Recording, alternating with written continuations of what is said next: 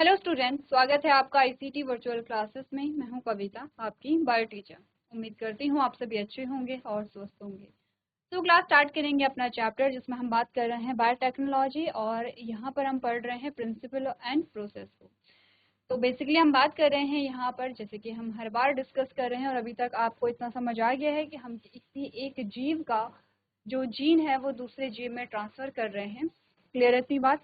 अभी तक हमने काफ़ी सारे टॉपिक पढ़ लिए हैं, जैसे स्टेप वाइज हम काम कर रहे हैं। सबसे पहले हमने पढ़ा है यहाँ पर isolation of DNA, then fragmentation of DNA, then gel electrophoresis, और इसके बाद हमने इल्यूजन भी इसी में पढ़ा है। फिर हमने वेक्टर के बारे में बात किया है। हमने देखा है कि वेक्टर को कैसे हम यहाँ पर क्या कर रहे हैं।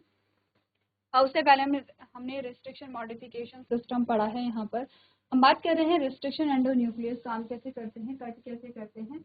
तो डीएनए को कैसे कट किया जाता है, इसी के बेसिस पे हमारे पास ब्लंट एंड और स्टिकी एंड्स आते हैं, क्योंकि हमें हमारे काम के स्टिकी एंड्स हैं। तो हमने देखा कि स्टिकी एंड्स कैसे बनते हैं डीएनए से। एंड सेम रिस्ट्रिक्शन एंडोन्यूक्लियस का यूज हम प्लाज्मिड को कट करने के लिए करते हैं, जिससे कि यहाँ पर क्या बने, प्लाज्मिड खुल जाए। प्लाज्मिड जब खुलेगा तो ये जो आपके स्टिकी एंड्स हैं ये इसमें फिट हो जाएंगे, कुछ ऐसा स्ट्रक्चर हमारे पास यहाँ पर आएगा। फाइनली हमारे प्लाज्मिड के अंदर हमारा जीन ऑफ इंटरेस्ट आ गया है। नेमिंग की बात कर रहे थे, रेस्ट्रिक्शन एंडोन्यूक्लियस की नेमिंग कैसे होती है। हमने कहा जो यहाँ पे स्ट्रेन है बैक्टीरिया का उसी के नाम पे होती है, यानी कि पूरा का बैक्टीरिया का जीनस, स्पीशीज और स्ट्रेन के नाम से ही हम क्या करते हैं, यहाँ पर नेमिंग करते हैं। कैसे, जीनस का फर्स्ट लेटर, फर्स्ट जो पहला जो लेटर है वो, स्पीशीज के फर्स्ट दो लेटर और स्ट्रेन का फर्स्ट लेटर, तो यानी कि इनको मिला करके हमारे पास एग्जाम्पल हमने देखा एक और सीक्वेंस वाइज की किस सीक्वेंस में ये डिस्कवर हुआ है, तो हम यहाँ पे नंबर लिखते हैं 1, तो एक और 1 हमारे पास एग्जाम्पल हमने देखा। अब हमने कहा वेक्टर जो है वो दो तरीके से हम यहाँ पर इनका यूज करते हैं। एक्सप्रेशन वेक्टर जिनका यूज प्रोडक्ट के लिए किया जाता है, क्लोनिंग वेक्टर जिसका यूज हम यहाँ पर क्या करते हैं, अपने जीन को कल्चर कराने के लिए यहाँ पर करते हैं। आगे बढ़ते हैं। यहाँ पर जो हमारा टॉपिक चल रहा था, हमने कहा कि जब भी हम प्लाज्मिड को इंट्रोड्यूस कराते हैं अपनी सेल में, जिस सेल में हमने जीन को डालना है, तो जब हम अपना जीन ऑफ इंटरेस्ट प्लाज्मिड के थ्रू डालते हैं, तो अब हमें आइडेंटिफाई भी करना होता है कि हमारी वो जो सेल है वो कौन सी है कि जिसमें हमारा जीन ऑफ इंटरेस्ट आ गया है, क्योंकि सारी प्रोसेस माइक्रोस्कोपिक है तो हमें देखने से पता नहीं चलेगा। तो हमें क्या करने पड़ेंगे, अगेन कुछ टेस्ट हमारे पास यहाँ पर आते हैं। उसके लिए हमने कहा कि जब हम जीन ऑफ इंटरेस्ट को प्लाज्मिड में डाल रहे होते हैं, तो उसके जीन ऑफ इंटरेस्ट प्लाज्मिड में फिक्स हो जाए, यानी कि जो स्टिकी एंड है वो प्लाज्मिड में फिट हो जाए, उसके 100% चांसेस नहीं होते हैं। हो सकता है कि वो फिट हो भी जाए, हो सकता है वो ना भी हो, यानी कि 50-50% आप कह सकते हैं कि यहाँ पे चांसेस होते हैं। तो हमारे पास दो सिनारियो आते हैं। दो सिनारियो कैसे, या तो हमारा जीन ऑफ इंटरेस्ट प्लाज्मिड में आ गया है, तो इस केस में हम प्लाज्मिड को कहेंगे रिकॉम्बिनेंट प्लाज्मिड। ठीक है, रिकॉम्बिनेंट का मतलब होता है क्योंकि नया सीक्वेंस आया है डीएनए का, क्योंकि नया कॉम्बिनेशन बना है, तो इसे हम रिकॉम्बिनेंट प्लाज्मिड कहेंगे। या फिर हमने कहा कि हमारा जीन ऑफ इंटरेस्ट प्लाज्मिड में आया ही नहीं है, तो हम इसे कहेंगे नॉन रिकॉम्बिनेंट प्लाज्मिड। क्योंकि अब हमने कहा कि जब हम प्लाज्मिड को इंट्रोड्यूस कर रहे होंगे तो ऐसा तो है नहीं, इतनी स्पेसिफिक जो प्रोसेस है ये, या इतनी माइक्रोस्कोपिक प्रोसेस है ये, तो ऐसा तो नहीं है कि हम सिर्फ एक सिंगल प्लाज्मिड का यूज कर रहे हैं। क्योंकि हमने कहा कि अगर हम किसी चीज को नॉर्मली कर रहे हैं तो हमें पता है कि हमने एक प्लाज्मिड लिया, उसके अंदर जीन ऑफ इंटरेस्ट डाला और उसे हमने सेल के अंदर डाल दिया। ये तो हम अपने हाथों से कर रहे हैं, तो हमें पता है कि एक्यूरेसी 100% होगी। सारी प्रोसेस माइक्रोस्कोपिक चल रही है, तो हमने कहा कि हम प्लाज्मिड को जब इंट्रोड्यूस करते हैं तो सिंगल प्लाज्मिड को नहीं करेंगे, क्योंकि हमें नहीं पता कि किस प्लाज्मिड में हमारा जीन ऑफ इंटरेस्ट आया है। तो हम क्या करेंगे, एक से ज़्यादा प्लाज्मिड को इंट्रोड्यूस कर रहे होंगे, उनमें हो सकता है कि ये प्लाज्मिड एंटर कर जाए, या हो सकता है ये प्लाज्मिड एंटर करे। तो इसके बेसिस पे हमारे पास 3 टाइप की सेल आती हैं। ठीक है, अच्छा एक और चीज़ हमें ध्यान ये देनी है।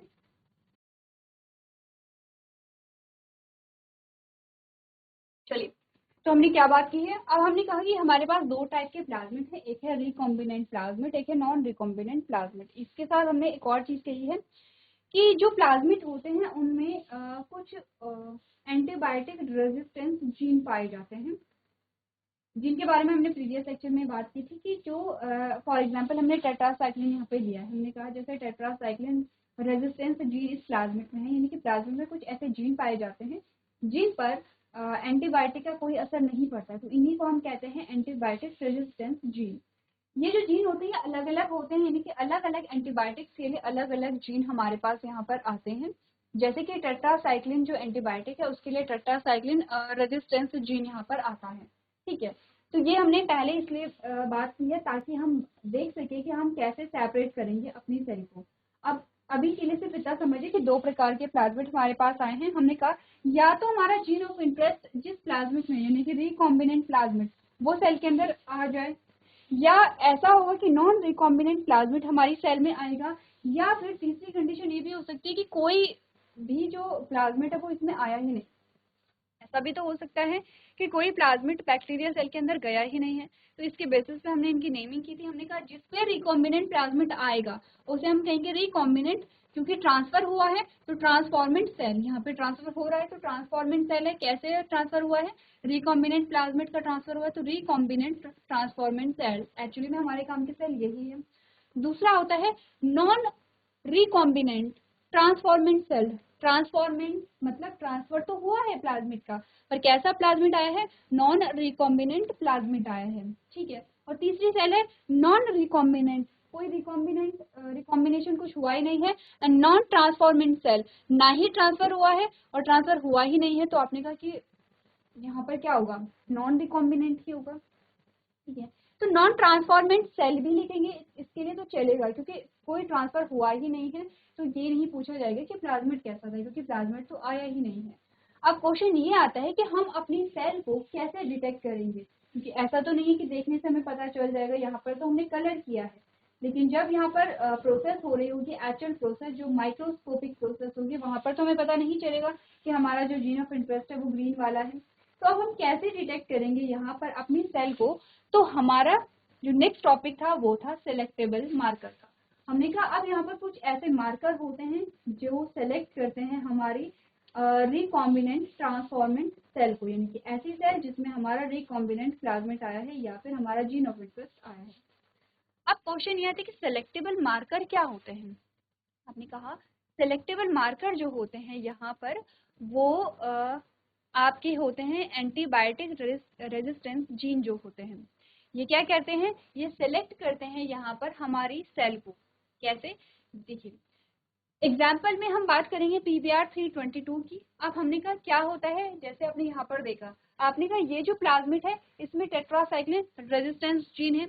ये जो प्लाज्मिड है, क्योंकि सेमी प्लाज्मिड है, ठीक है, हमने सेमी प्लाज्मिड लिया होगा। बस एक प्लाज्मिड ऐसा है कि जिसमें जीन ऑफ इंटरेस्ट फिट हो गया है, एक प्लाज्मिड ऐसा है जिसमें जीन ऑफ इंटरेस्ट फिट नहीं हुआ है। हमने कहा इसमें भी टेट्रासाइक्लिन का के लिए रेजिस्टेंस जीन है और इसमें भी टेट्रासाइक्लिन के लिए रेजिस्टेंस जीन है।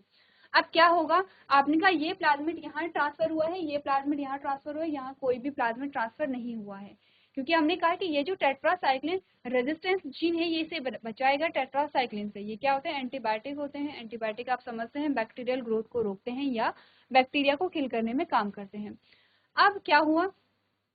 हमने कहा कि जब भी टेट्रासाइक्लिन अप्लाई किया, जिस बैक्टीरियल सेल में ये प्लाज्मिड होगा उसमें जब भी टेट्रासाइक्लिन यहाँ पे अप्लाई किया जाएगा, टेट्रासाइक्लिन डाला जाएगा, तो बैक्टीरियल सेल पे इसका कोई प्रभाव नहीं पड़ेगा। क्यों? क्योंकि रेजिस्टेंस जी इसमें है।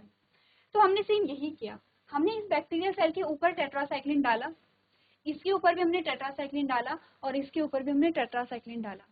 रिजल्ट हमारे पास क्या निकलता है? अगर आप देखेंगे, हमने प्रीवियस लेक्चर में सेम चीजें डिस्कस की थी। हमने कहा रिजल्ट हमारे पास क्या निकलता है, क्योंकि इस सेल में टेट्रासाइक्लिन रेजिस्टेंस जीन वाला प्लाज्मिड है, तो ये क्या होगा? इस सेल पे कोई असर नहीं पड़ेगा, यानी कि ये सेल क्या होगी? जीवित रहेगी। इस सेल में भी ठीक है, ये नॉन क्या है? रिकॉम्बिनेंट प्लाज्मिड है, लेकिन टेट्रासाइक्लिन रेजिस्टेंस जीन तो है इसमें भी। तो जब भी टेट्रासाइक्लिन इसमें डाला गया तो इसमें भी कोई प्रभाव नहीं पड़ा, ये सेल भी जीवित रहेगी। लेकिन जब इस सेल की बारी आई, क्योंकि इसमें कोई भी प्लाज्मिड था ही नहीं, प्लाज्मिड नहीं था तो टेट्रासाइक्लिन रेजिस्टेंस जीन नहीं था, और जैसे इसमें टेट्रासाइक्लिन अप्लाई किया गया इस सेल की डेथ हो जाती है।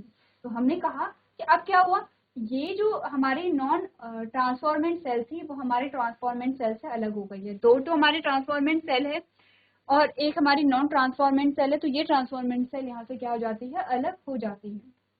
ठीक है, अब हमारे पास बचती है दो सेल, इनका हमें क्या करना है? यहाँ पे इनको हमें आइडेंटिफाई करना है।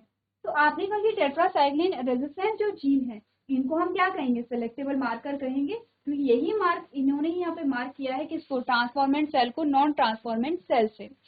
तो हमने कहा कि जो सेलेक्टेबल मार्कर होते हैं वो क्या होंगे यहाँ पे, जो एंटीबायोटिक रेजिस्टेंस जीन जो पाए जाते हैं, किस में पाए जाते हैं, प्लाज्मिड में ही पाए जाते हैं।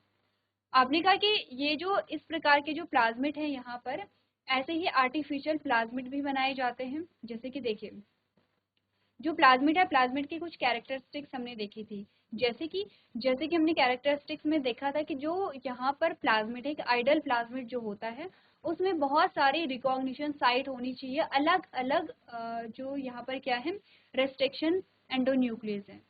क्या हमने बात की है, हमने कहा कि एक आइडल प्लाज्मिड वो होता है जिसमें बहुत सारी रिकॉग्निशन साइट होती हैं, अलग अलग जो रेस्ट्रिक्शन एंडोन्यूक्लियस है। पहली चीज तो ये है। दूसरी चीज ये है कि जो रिकॉग्निशन साइट होते हैं, एक सिंगल रेस्ट्रिक्शन एंडोन्यूक्लियस के लिए एक सिंगल रिकॉग्निशन साइट ही होनी चाहिए।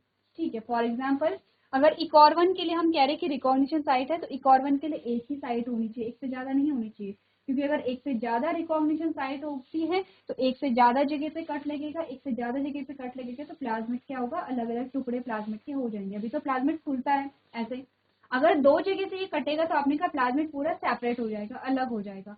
तो हमने कहा कि एक सिंगल रिस्ट्रिक्शन एंडोन्यूक्लियस के लिए सिंगल रिकॉग्निशन साइट होनी चाहिए, और बहुत सारे रिस्ट्रिक्शन एंडोन्यूक्लियस के लिए यहाँ पे क्या होनी चाहिए, रिकॉग्निशन साइट होनी चाहिए, जिससे कि हमें जहाँ पे जिस भी साइट, जिस भी सीक्वेंस की हमें नीड होगी, उस सीक्वेंस को हम क्या कर सकेंगे, यहाँ पे काट सकेंगे। क्यों? क्योंकि हमने कहा डीएनए की तो एक सीक्वेंस होती है। ऐसा क्यों यहाँ पे बोला जा रहा है, देखो अगर आप पीछे जाओगे थोड़ा सा, हमने कहा जैसे कि ये है हमारा क्या है, डीएनए है। अब हमें जो जीन ऑफ इंटरेस्ट चाहिए होगा, हमें डीएनए को वहीं से ही काटना होगा। हम वहां पे तो सेलेक्ट नहीं कर सकते हैं, वहां पर कोई ऑप्शन हमें नहीं मिलता है। हमने कहा हमारा जीन ऑफ इंटरेस्ट यहाँ पे था, इसीलिए हमने यही सीक्वेंस काटा है। अगर हमारा जीन ऑफ इंटरेस्ट किसी दूसरे सीक्वेंस में होगा तो हमें वो सीक्वेंस वहां पे काटना पड़ेगा। यानी कि डीएनए को काटने के लिए हमें सीक्वेंस खुद से चूज नहीं करने होते हैं, जहां हमारा जीन ऑफ इंटरेस्ट होगा हम वहीं से काटेंगे। अब हमने कहा कि सेम रिस्ट्रिक्शन एंडोन्यूक्लियस का यूज हम प्लाज्मिड के लिए कर रहे हैं। ठीक है, तो इसीलिए प्लाज्मिड में अगर अलग अलग रिस्ट्रिक्शन एंडोन्यूक्लियस के लिए क्या होंगे, रिकॉग्निशन साइट होंगी, तो हम किसी भी रिस्ट्रिक्शन एंडोन्यूक्लियस से यहाँ पे काटे, हमारे लिए जो प्लाज्मिड है, प्लाज्मिड पे क्या होंगी, यहाँ पे रिकॉग्निशन साइट अवेलेबल होंगी। यानी कि हम ये कह रहे हैं कि डीएनए में तो हमें ऑप्शन नहीं मिलता है कि हमें कहाँ से काटना है, किस रिस्ट्रिक्शन एंडोन्यूक्लियस से काटना है, क्योंकि जहाँ पे हमारा जीन ऑफ इंटरेस्ट होगा और उसी सीक्वेंस के अकॉर्डिंग हम रिस्ट्रिक्शन एंडोन्यूक्लियस को सेलेक्ट करते हैं, और इसी के अकॉर्डिंग हम यहाँ पर भी रिस्ट्रिक्शन एंडोन्यूक्लियस को सेलेक्ट करेंगे। तो अगर क्या होगा, अगर यहाँ पे फॉर एग्जांपल एक ही रिस्ट्रिक्शन एंडोन्यूक्लियस के लिए क्या है, यहाँ पे रिकॉग्निशन साइट है, और वो रिकॉग्निशन साइट जो है वो इससे अलग है, तो हम इस प्लाज्मिड का यूज नहीं कर पाएंगे। ठीक है, हमने कहा कि फॉर एग्जांपल इस प्लाज्मिड में सिर्फ एक ही रिस्ट्रिक्शन एंडोन्यूक्लियस के लिए रिस्ट्रिक्शन साइट है, और वो जो यहाँ पे साइट है, वो जो रिकॉग्निशन साइट है, वो इससे अलग है। तो इसका मतलब कि यहाँ पर इसके लिए हम इस प्लाज्मिड का यूज नहीं कर पाएंगे। एक आइडल प्लाज्मिड होता है कि उसमें अलग अलग रिस्ट्रिक्शन एंडोन्यूक्लियस के लिए अलग अलग रिकॉग्निशन साइट होंगी, ताकि हमने कहा कि फॉर एग्जांपल यहाँ पे इकॉर1 से हम अभी काट रहे हैं क्योंकि इकॉर1 की रिकॉग्निशन साइट यहाँ पे थी। अगर हम बाम H1 से काटेंगे तो बाम H1 की साइट फॉर एग्जांपल यहाँ पे रिकॉग्निशन साइट है। अगर हम यहाँ पे क्लाव1 से इसे काटेंगे तो क्लाव1 के लिए भी यहाँ पे रिकॉग्निशन साइट है। इन शॉर्ट, हम इस प्लाज्मिड को एक से ज्यादा रिस्ट्रिक्शन एंडोन्यूक्लियस से काट सकते हैं, जिससे कि हम अकॉर्डिंग टू नीड उस प्लाज्मिड को यूज कर सकते हैं। उसको हम क्या कहते हैं, आइडल प्लाज्मिड कहते हैं। अब हमने कहा कि कुछ तो नेचुरल प्लाज्मिड होते हैं, ठीक है, नेचुरल प्लाज्मिड होते हैं जो कि बैक्टीरियल सेल के अंदर होते हैं। कुछ आर्टिफिशियल प्लाज्मिड होते हैं जिन्हें क्या किया जाता है, जो ओरिजिनल प्लाज्मिड है उनमें कुछ चेंजेस करके इन्हें बनाया जाता है। तो चेंजेस क्या किए गए होंगे, चेंजेस यही किए गए होंगे कि इनमें रिस्ट्रिक्शन साइट जो रिस्ट्रिक्शन एंडोन्यूक्लियस के लिए जो रिकॉग्निशन साइट है वो यहाँ पे ऐड की गई होंगी, ताकि क्या हो, ज्यादा से ज्यादा रिस्ट्रिक्शन एंडोन्यूक्लियस का यूज हम कर सकें उस प्लाज्मिड पे। ठीक है, अब हमारे पास जो टॉपिक आता है वो है PBr322। इस स्ट्रक्चर को हम यहाँ पर देखेंगे। PBr322 एक प्लाज्मिड है जो कि एक आर्टिफिशियल प्लाज्मिड है। यहाँ पर इस प्लाज्मिड के स्ट्रक्चर को हम देखेंगे और तभी हम यहाँ पर देख पाएंगे कि कैसे हम यहाँ पर रिकॉम्बिनेंट सेल से नॉन रिकॉम्बिनेंट सेल को अलग कर सकेंगे। ये तो हमने अलग कर ली है, ये तो हमने कर लिया है, हमारे पास रह जाती है ये दो सेल। इन दो सेल को हम अलग कैसे करते हैं, इसके लिए हमें पढ़ना पड़ेगा PBr322 का स्ट्रक्चर। ठीक है, चलिए एक बार यहाँ पे की बात आप लोग रिवाइज कर लेंगे। चलिए अब हम यहाँ पर देखते हैं प्लाज्मिड को।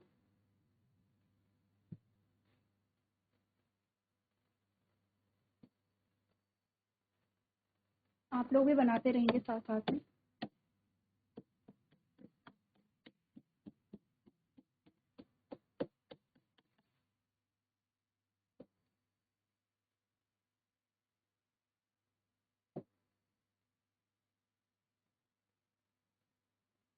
ठीक है,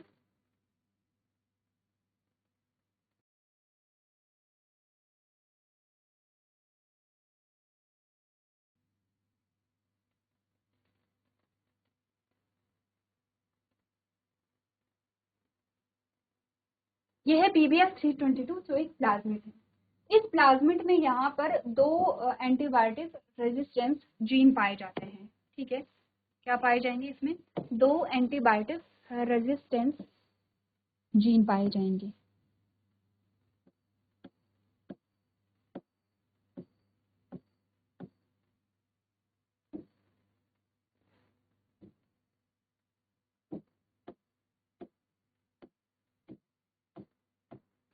ठीक है, क्लियर है?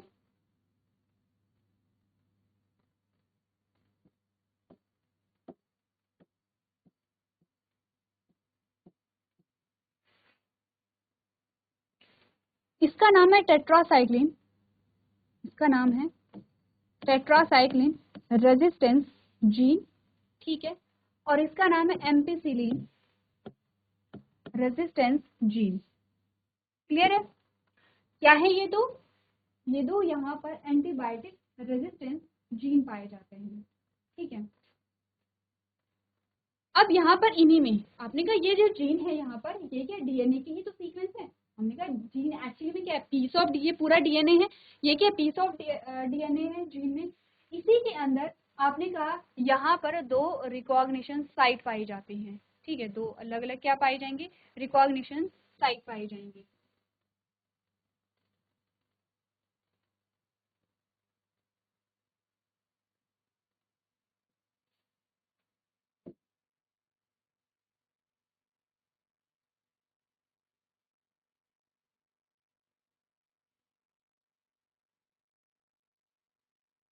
एक यहाँ पे पाया जाएगा और एक आपका यहाँ पे पाया जाता है।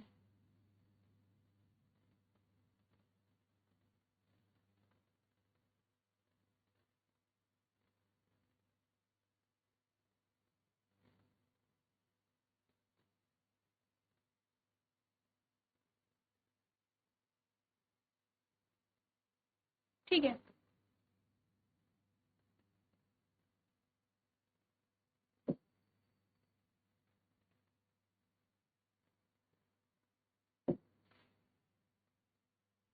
यहाँ पर इसका नाम है बाम H1। इसका नाम है बाम H1 और इसका नाम है यहाँ पे साल 1। ये समझ रहे हो? टेट्रासाइक्लिन जो है, टेट्रासाइक्लिन तो पूरा इतना है यहाँ पर। ठीक है, और इसी टेट्रासाइक्लिन के बीच में, इसी टेट्रासाइक्लिन में यहाँ पे दो रिकॉग्निशन साइट पाई जाती हैं। बाम H1 के लिए पाई जाती है और साल 1 के लिए, साल 1 के लिए पाई जाती है। ठीक है, सेम एम्पिसिलिन में भी ऐसा ही होता है कि यहाँ पे दो रिकॉग्निशन साइट यहाँ पे पाई जाएंगी।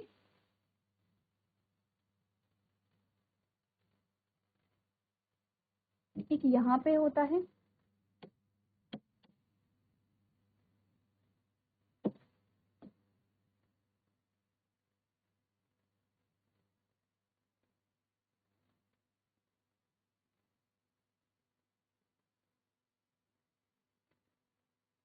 ठीक है, इसका नाम है PVU फर्स्ट और इसका नाम है PST फर्स्ट। बहुत सारे नाम हो रहे हैं, कंफ्यूज नहीं करना है। ठीक है, एक एक करके चीजों को यहाँ पे समझना है। नोट कर लिया आपने? ठीक है, अगर आपने नोट कर लिया है तो हमने क्या बात की है यहाँ पे। चलिए अब हमारे पास बीच में आता है, इस रेड से ही दिखाते हैं, ये हमारे पास आएगा ORI। ORI समझते हैं?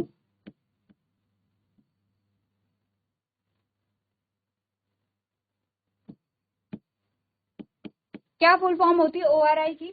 हमने ORI के बारे में पहले भी बात की है। हमने कहा कि ORI जो होता है वो, अगर हम बात करें, ह्यूमन जो जेनेटिक मटेरियल है उसमें ज़्यादा होते हैं। प्लाज्मिड में जनरली एक ही ORI यहाँ पर होता है, ठीक है। ORI के साथ साथ यहाँ पर एक और चीज होती है, ROP।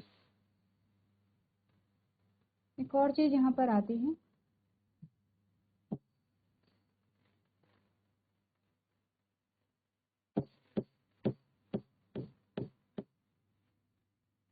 इसका नाम है ROP। सबसे पहले तो ORI क्या है? ओरिजिन ऑफ रेप्लिकेशन, जहां से रेप्लिकेशन स्टार्ट होती है वो ORI है। ये है ROP। ROP एक सीक्वेंस है जो प्लाज्मिड के लिए इंपॉर्टेंट होता है, ठीक है। अब इसी ROP के बीच में एक और रिकॉग्निशन साइट होती है, इसी के बीच में एक और रिकॉग्निशन साइट हमें मिलेगी।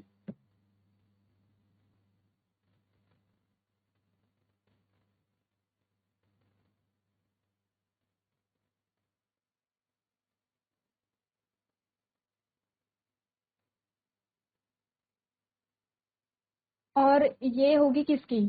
ये PVU फर्स्ट है, ये PVU सेकंड है, ठीक है। हो गया है। 3 रिकॉग्निशन साइट हमारे पास और आते। क्या बोला था? यही तो बोला था कि जो प्लाज्मिड, एक आइडल प्लाज्मिड होता है उसमें मैक्सिमम क्या होते हैं? रिकॉग्निशन साइट होनी चाहिए रेस्ट्रिक्शन एंडोन्यूक्लियस के लिए। यहाँ पर हमारे पास 3 आते हैं, ठीक है। सबसे पहला है ये, ठीक है, जो ECOR 1 के लिए है, ECOR फर्स्ट, ECOR 1, ठीक है। दूसरा है ये,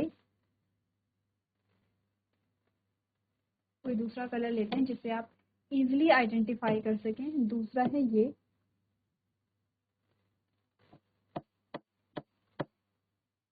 ये है क्ला फर्स्ट। तीसरा है ये, जिसका नाम है हिंद थर्ड। चलिए सबसे पहले एक बार नोट कर लीजिए, उसके बाद हम यहाँ पर डिस्कस करेंगे। अब ध्यान से देखिए, हमने कहा ये हमारे पास आता है PBR 322, ठीक है। ये पूरा स्ट्रक्चर है, ये आपको करना है, आपकी बुक में इमेज भी दी गई है, ऐसे ही स्ट्रक्चर आपको बनाना है। सिंपल सी चीजें हमारे पास यहाँ पर जो आता है, आपने कहा दो, तो यहाँ पर क्या आते हैं? रेजिस्टेंस जीन आते हैं। दो रेजिस्टेंस जीन का मतलब है, एक तो है एम्पिसिलिन रेजिस्टेंस जीन और एक होता है यहाँ पर tetracycline resistance gene. Tetracycline resistance gene जहाँ पर है वहीं पे 2 रिकॉग्निशन साइट है, एक तो बाम H1 के लिए है और एक साल फर्स्ट है, ठीक है, साल 1 के लिए है, ठीक है। एम्पिसिलिन रेजिस्टेंस जीन जो है इसमें भी 2 रिकॉग्निशन साइट आती है, PVU फर्स्ट के लिए यहाँ पर है, PST फर्स्ट के लिए यहाँ पर है।